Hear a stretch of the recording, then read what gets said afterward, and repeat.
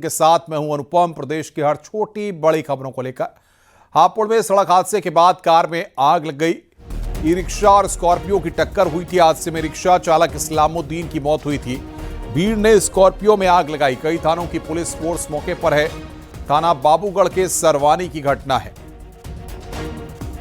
तो e rickshaw चालक इस्लामुद्दीन की मौत हुई है। हापुड़ में सड़क हादसे के बाद कार में आग लगाई गई। ये तस्वीरें इस वक्त हम आपको दिखा रहे हैं किस तरीके से सड़क हादसे के बाद वहां पर गाड़ी में आग लगा दी गई। भीड़ ने स्कॉर्पियो में वहां पर आग लगाई है।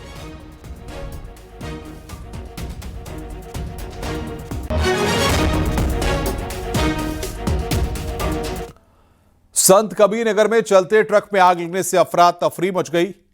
प्याज से लदा ट्रक सिलीगुड़ी जा रहा था। इस दौरान अचानक आग लग गई। सूचना पर मौके पर फायर ब्रिगेड की टीम पहुंची और कड़ी मशक्कत के बाद आग पर काबू पाया गया। घटना कोतवाली क्षेत्र के NH 28 डीगा बाईपास के पास हुई।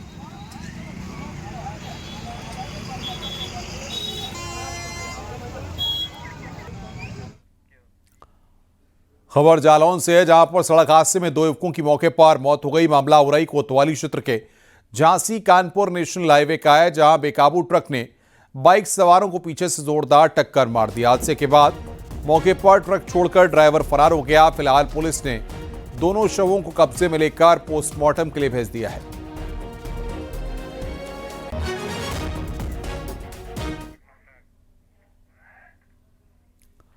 आगे बढ़ते हैं। फर्जी सॉफ्टवेयर बेचने वाला शातिर गिरफ्तार किया गया है। STF ने बरेली से शातिर इंजीनियर को पकड़ा है। लगभग 2000 लोगों को ठगने का आरोप है। उत्तर प्रदेश, बिहार, पश्चिम बंगाल, गुजरात में ठगी की। 4 ATM कार्ड, लैपटॉप और मोबाइल बरामद किया गया है। कई फर्जी आधार कार्ड भी बरामद किए गए हैं। बीटेक पास जयवीर गंगवार नौकरी छोड़कर ठग बन गया। फेसबुक, व्हाट्सएप ग्रुप में आधार कार्ड बनाने का सॉफ्टवेयर बेचने का विज्ञापन देता था शातिर।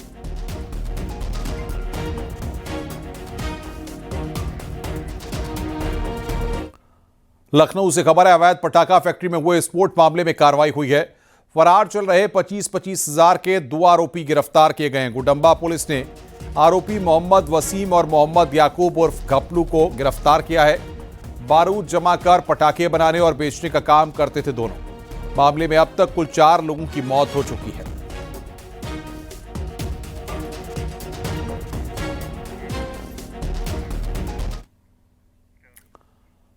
फर्जी कंपनी बनाकर निवेश के नाम पर ठगी करने वाले गैंग का खुलासा हुआ। STF ने गैंग के सरगना शक्ति सिंह और उसके साथी मंजीत गौर को सहारनपुर से गिरफ्तार किया है। पुलिस ने आरोपियों से 2 लाख कैश, लैपटॉप और बैंकों की चेकबुक बरामद की है। शातिर मेरठ और आसपास के जिलों के अलावा पड़ोसी राज्यों में ठगी किया करते थे।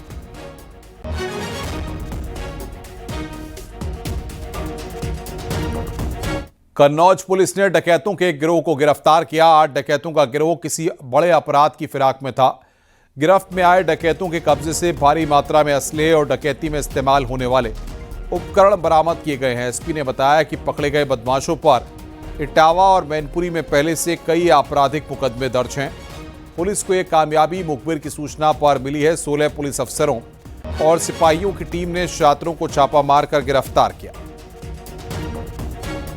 और से एक आधी बंदूक 12 बोर, 3 लोगों से तमंचा और जो डकैती की योजना बनाने में जो उपकरण हैं, हथौड़ी, छेनी, आरी आदि भी इनके कब्जे से बरामद हुआ है। इनके कब्जे से मोटरसाइकिल भी बरामद हुई है और ये एक अच्छी कार्रवाई है जो हमारी ठठिया पुलिस ने किया है और इनके विरुद्ध सुसंगत धाराओं में अभियोग पंजीकृत किया जा रहा है और इनको रिमांड के लिए न्यायालय भेजा जा रहा है।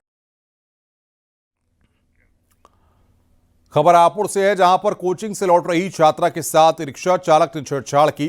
इसके बाद पब्लिक ने पकड़कर रिक्शा चालक को जमकर पीटा। छात्रा ने भी रिक्शा चालक पर थप्पड़ बरसाए। मनचली की पिटाई का वीडियो वायरल हो रहा है। मामला हापुड़ कोतवाली के मेरठ रोड का है। सूचना पर स्थानीय पुलिस मौके पर पहुंची, जहां पुलिस ने मौके पर पहुंचकर रिक्शा चालक को हिरासत में लिया।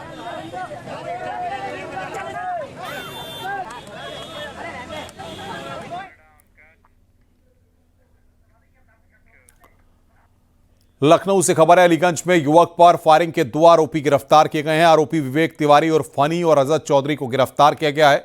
आरोपियों से 32 बोर की अवैध पिस्टल और कारतूस बरामद किए गए हैं।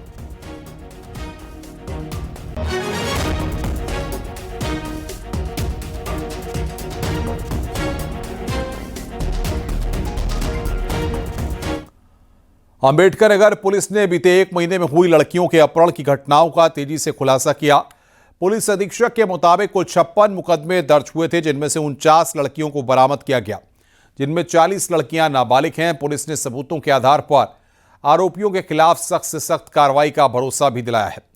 पुलिस अधीक्षक ने बताया कि कुल 56 मुकदमों के केवल 5 मुकदमे गैर समुदाय से जुड़े हुए हैं, जिसमें 3 लड़कों पर हिंदू लड़कियों को बहला फुसलाकर अपहरण करने का मुकदमा दर्ज हुआ है और 2 हिंदू लड़कों पर मुस्लिम समुदाय की लड़कियों के अपहरण का मामला दर्ज किया गया है। विश्व हिंदू परिषद के अवध प्रांत के प्रांत प्रमुख का आरोप है कि जिले में लव जिहाद तेजी से फैल रहा है।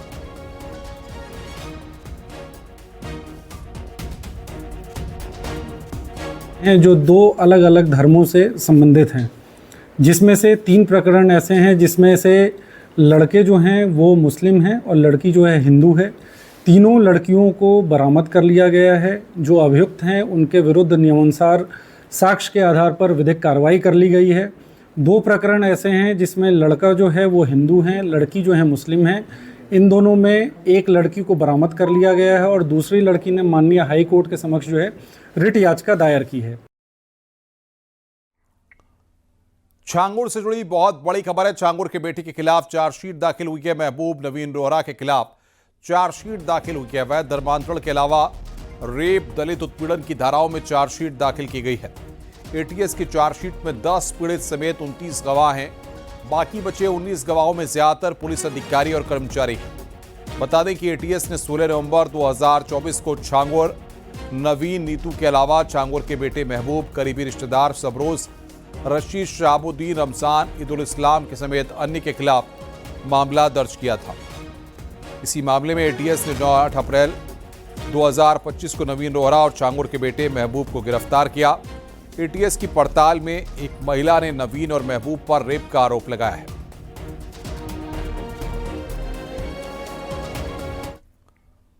उत्तर प्रदेश में पीटी परीक्षा को लेकर कड़ी निगरानी रखी गई है। लखनऊ के UP SSSC command and control room से मॉनिटरिंग की गई। परीक्षा करा रहे सभी 48 जिलों के परीक्षा केंद्रों पर सीसीटीवी कैमरों के जरिए निगरानी हुई। एआई के जरिए कई फर्जी अभ्यर्थी पकड़े गए। तो 48 जिलों के परीक्षा केंद्रों पर सीसीटीवी एआई के जरिए फर्जी अभ्यर्थियों को पकड़ा गया।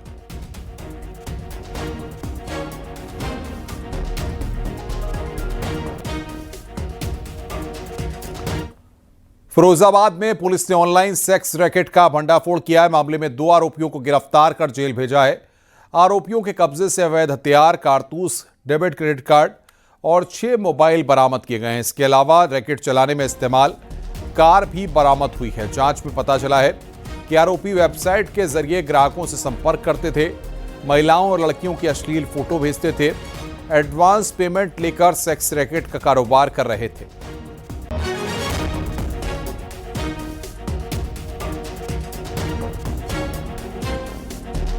गुलशन और रोहित हैं, एका क्षेत्र के ही रहने वाले हैं। तो इनके पास से जिनके मोबाइल जब चेक किया तो उसमें पुलिस को ये पता चला कि ये लोग ऑनलाइन जो है सेक्स रैकेट चलाने में सहयोग करते हैं। ऑन ऑर्डर जो है बुकिंग लेते हैं, पैसा लेते हैं ऑनलाइन और उसको जो है अपने स्वयं के यूज़ करते हैं तथा लोगों में बांटते हैं, जो इनके क्लाइंट्स मतलब जो लड़कियाँ वगैरह बेचते हैं। बिजनौर में डीएम ऑफिस परिसर में सांप निकलने से हड़कंप मच गया। सूचना मिलते ही मौके पर वन विभाग की टीम को बुलाया गया। टीम ने घंटों की मशक्कत के बाद सांप को पकड़ लिया। ये तस्वीर इस वक्त हम आपको दिखा रहे हैं किस तरीके से सांप निकलने से अफरा तफरी का माहौल वहां पर मच गया।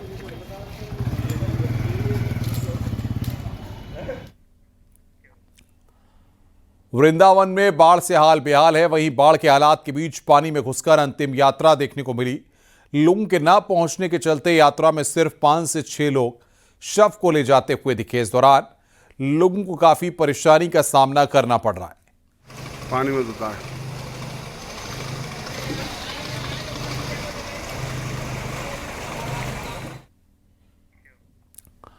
आगरा में यमुना खतरे के निशान से करीब 5 फुट ऊपर बह रही है, जो करीब 500 फुट के करीब पहुंच गई।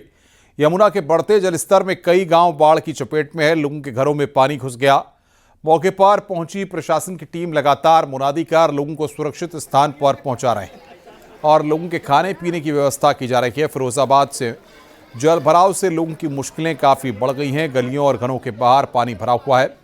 स्थिति इतनी खराब है कि कुछ मकान मालिकों ने अपने घरों पर ये घर बिकाऊ है तक लिख दिया है।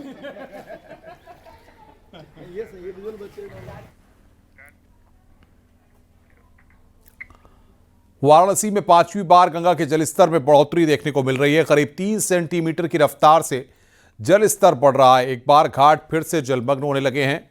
जलस्तर बढ़ने के कारण घाट के आसपास रहने वाले लोगों को दिक्कतों का सामना करना पड़ रहा है।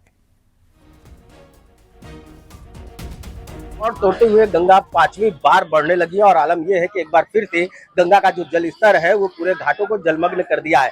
तस्वीर वाराणसी के 80 घाट की है और आप देख सकते हैं हम इस वक्त जहां पर खड़े हैं वो घाट का सबसे ऊंचा हिस्सा है और इसके बाद से ही सड़क का जो रास्ता है वो शुरू हो जाता है। यानी कि गंगा का जो जल स्तर है अब इसके बाद सीधे बनारस के सड़कों पर नजर आएगा। स्थिति आप देख लीजिए, ये जो पूरा प्लेटफॉर्म है यहाँ पर बाकायदा सुबह बनारस का मंच है। सुबह बनारस के मंच पर जो गंगा आरती होती है, लेकिन वो पूरा जो स्थान है वो जलमग्न है। वहां पर नावें खड़ी हो गई हैं, क्रूज खड़े हो गए हैं और जो चौकियां हैं, पंडित पुरोहितों की जो चौकियां रहती हैं वो एक बार फिर से ऊपर की स्थिति में आ चुके हैं। दूसरी तस्वीर आप हमारे पीछे देख सकते हैं कि ये जो पंडित पुरोहितों की जो पूरी चौकियां हैं वो इस वक्त गंगा के जो जलस्तर है उसमें लगी हुई है, क्योंकि कई बार गंगा नीचे गई फिर ऊपर आई। ऐसे में जो पंडित पुरोहितों की जो चौकियां हैं वो बार बार नीचे करनी पड़ रही हैं, अब ऊपर करनी पड़ रही थी। बीती रात गंगा का जल स्तर यहाँ पर नहीं था, लेकिन पूरी रात बीतने के बाद से अचानक से जल स्तर में बढ़ोतरी हुई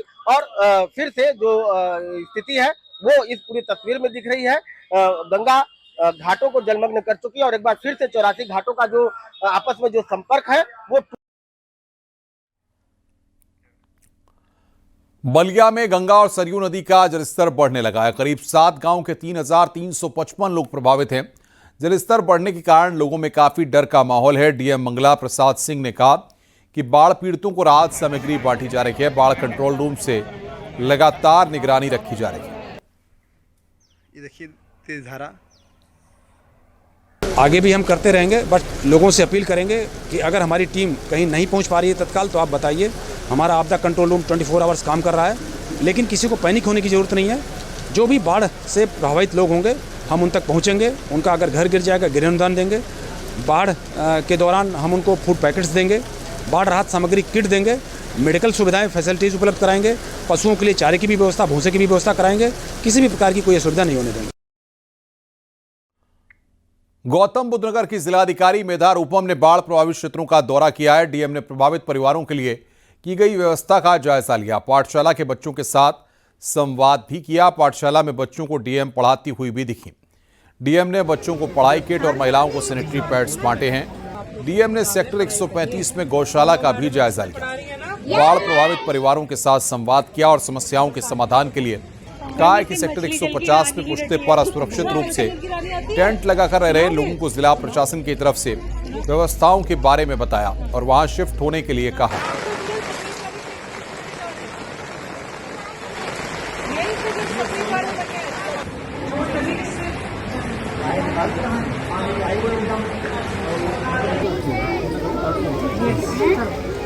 सारे सवाल एक सवाल करना है। आप लोग की किताबें पढ़ाई करनी है। दोनों मैडम अच्छे से पढ़ा रही है ना? Yes ma'am. अच्छा साथ में बेटा। मैम इसे मछली जल की रानी ही रटी है। अच्छा मछली जल की रानी आती है? सुनाओगे? सुनाओ।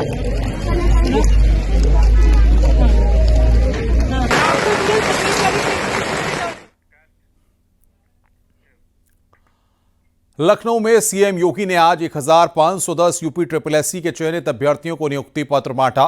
इस मौके पर सीएम योगी ने अभ्यर्थियों को संबोधित करते हुए कहा कि उत्तर प्रदेश में नौकरियों की बौछार है, पारदर्शी तरीके से भर्ती हो रही है। योग्यता के आधार पर नौकरियां मिल रही हैं। सीएम ने आगे कहा कि देश को अनेक महानुभाव देने वाले प्रदेश यूपी को हमने बीमारू राज्य से उबारा। हमने नौजवानों का साफ सुथरा मंच दिया, जिससे उत्तर प्रदेश की अलग पहचान बनी है। प्रदेश साल 2017 से पहले देश के विकास के योगदान देने के मामले में निचले पायदान पर था और अब सभी अग्रणी राज्यों को पीछे छोड़कर लगातार आगे बढ़ रहा है।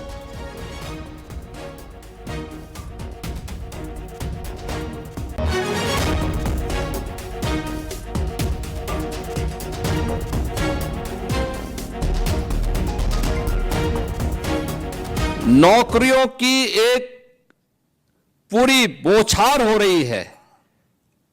प्रदेश के अंदर कानून व्यवस्था का जो माहौल पैदा किया गया, सुरक्षा का एक बेहतरीन माहौल पैदा किया, दंगा मुक्त, गुंडागिर्दी से मुक्त, माफिया मुक्त राज्य की अवधारणा ने उत्तर प्रदेश में बड़े बड़े निवेश को आमंत्रित किया और इसका सर्वाधिक लाभ अगर किसी को प्राप्त हुआ है तो व्यावसायिक शिक्षा, कौशल विकास और उद्यमिता से जुड़े हुए नौजवानों को हुआ है। पिछले 8 वर्ष में 60 लाख से अधिक ऐसे लोगों को उत्तर प्रदेश के अंदर नौकरी मिली है, जिसमें से 14 लाख नौजवान वे हैं जिन्होंने उत्तर प्रदेश कौशल विकास मिशन के माध्यम से ट्रेनिंग ली और किसी न किसी उद्योग और उद्यम में वह आज समायोजित हुआ है। जब उत्तर प्रदेश के 25 करोड़ की आबादी ने उत्तर प्रदेश सरकार से जुड़े हुए सभी अधिकारी कर्मचारियों ने, हर स्तर के नागरिक ने, और जनप्रतिनिधि ग्राम पंचायत का हो, क्षेत्र पंचायत का हो, जिला पंचायत का हो, नगर निकाय का हो, मान्य विधायक हो, मान्य सांसद हो, शासन के मंत्री हो और डबल इंजन की सरकार हो, इन सब ने जब मिलकर के प्रयास किया तब ये परिणाम हमारे सामने आए। आज उत्तर प्रदेश देश के अंदर सबसे तेज गति से अग्रसर प्रदेशों में गिना जाता है। सबसे तेज गति से विकास की दर उत्तर प्रदेश की देश के अंदर सर्वाधिक है। हर एक क्षेत्र में आज उत्तर प्रदेश अग्रणी स्थानों में आता है। 17 के पहले जो प्रदेश बॉटम 5 में था, आज वो प्रदेश देश के अंदर ज्यादातर स्कीम में नंबर 1 पर है और जहां पर नंबर 1 पर नहीं, वहां टॉप 3 में उत्तर प्रदेश को कोई नहीं हटा सकता। देवरिया पहुंचे कृषि मंत्री सूर्य प्रताप शाही ने कहा कि पूरे उत्तर प्रदेश के सभी जिलों में यूरिया और डीएपी खाद की कमी नहीं है और किसानों को कोई समस्या नहीं है। कृषि मंत्री ने बताया कि 1 अप्रैल से लेकर 6 सितंबर के बीच में इस साल 37,71,000 मीट्रिक टन मिट्टी यूरिया खाद की खपत हो चुकी है।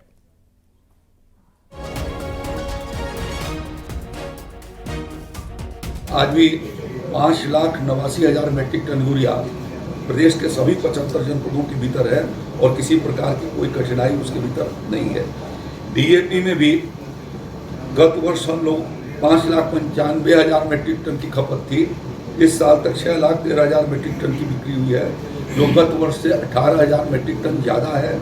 4,82,000 मीट्रिक टन अभी भी जनपदों के भीतर विद्यमान है।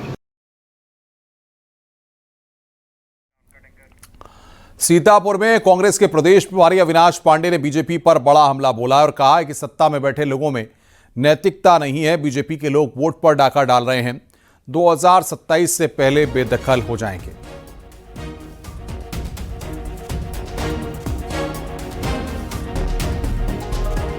देश का बच्चा बच्चा चिल्ला चिल्ला कर कह रहा है वोट छोड़, वो चोर गद्दी छोड़, क्योंकि आज सत्ता में जो लोग बैठे हुए हैं उनमें किसी प्रकार की उनको किसी प्रकार में नैतिकता नहीं है पद पर रहने का। क्योंकि जिन वोटों को चोरी कर जिस वोट का अधिकार डॉक्टर बाबा साहब आम्बेडकर ने संविधान के माध्यम से इस देश के गरीब से गरीब और अमीर से अमीर और बड़े से बड़े व्यक्ति को एक वोट का जो अधिकार दिया था, इस सरकार ने चुनाव आयोग का दुरुपयोग करते हुए उसे अपनी भारतीय जनता पार्टी का एक चुनाव यंत्र के रूप में दुरुपयोग कर इस देश की जनता के विश्वास के साथ विश्वासघात किया। लखनऊ में बीएसपी की बड़ी बैठक हुई। इस बैठक में बीएसपी अध्यक्ष मायावती भी शामिल हुई। बीएसपी के सभी पदाधिकारी और सभी जिलाध्यक्ष मौजूद रहे। इस बैठक में 9 अक्टूबर को पार्टी संस्थापक कांशीराम के परिनिर्वाण दिवस को लेकर चर्चा हुई है। 9 अक्टूबर को कांशीराम जी की प्रतिमा पर पुष्पांजलि अर्पित की जाएगी। बड़ी संख्या में बीएसपी नेता और कार्यकर्ता पहुंचेंगे। लखनऊ के जेल रोड के पास कांशीराम का स्मारक है, जहां 2 लाख से ज्यादा लोगों के पहुंचने की संभावना है।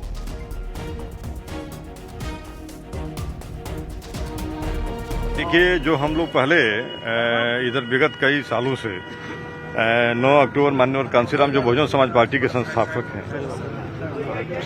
थे, उनके हम लोग पुण्यतिथि जो है अपने अपने जिलों में और अपने अपने मंडलों में मनाया करते थे काफ़ी दिनों से। और माननीय बहन, चूँकि वहाँ पे स्मारक में कुछ निर्माण भी चल रहा था, इस बार माननीय बहन जी सभी ने ये तय किया है कि हम लोग इस बार सब लोग एक साथ इकट्ठा होकर के 9 अक्टूबर को जो जेल रोड पे मान्यवर साहब के नाम पे जो स्मारक बना है, हम लोग वहाँ पे इस बार 9 अक्टूबर को उनकी पुण्यतिथि मनाएंगे। और माननीय बहन जी ने यह कहा है कि उसमें आप सब लोगों के साथ साथ मैं भी रहूँगी और सब लोग हम लोग एक साथ पुष्पांजलि अर्पित करेंगे। तो कार्यकर्ताओं में बड़ी जोश है, उत्साह है। सहारनपुर में पुलिस ने हत्या के 2 आरोपियों को गिरफ्तार कर लिया। 4 सितंबर को एक शख्स की हत्या के बाद परिजनों ने 4 लोगों के खिलाफ मुकदमा दर्ज कराया था। इसके बाद पुलिस ने कार्रवाई करते हुए फरार 2 आरोपियों को गिरफ्तार किया है।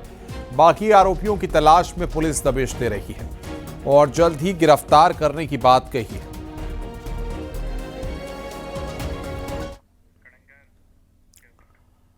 गाजीपुर में पुलिस ने अवैध वसूली करने वाले बिजली कर्मी को गिरफ्तार किया है।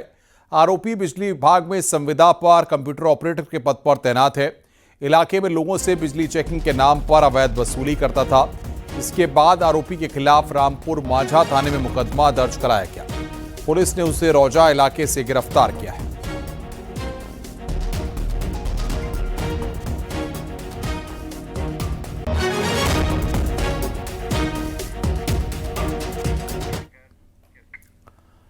इटावा पहुंचे समाजवादी पार्टी के अध्यक्ष अखिलेश यादव ने जीएसटी को लेकर सरकार को घेरा। अखिलेश यादव ने कहा कि बीजेपी सरकार में मुनाफाखोरी बढ़ी है।